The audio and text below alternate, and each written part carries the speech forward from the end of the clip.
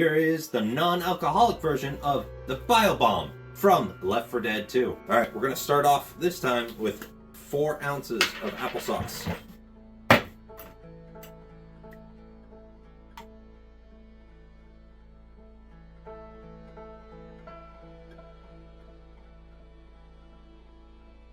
Glorious. Alright, we are on our way. It's going to be a half an ounce of triple sec.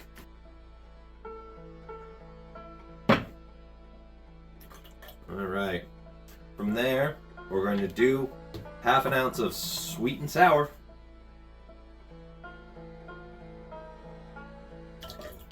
Half of that, there we go.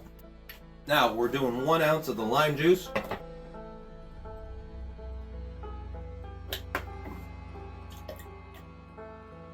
And then the rest of that is going to be your Mountain Dew.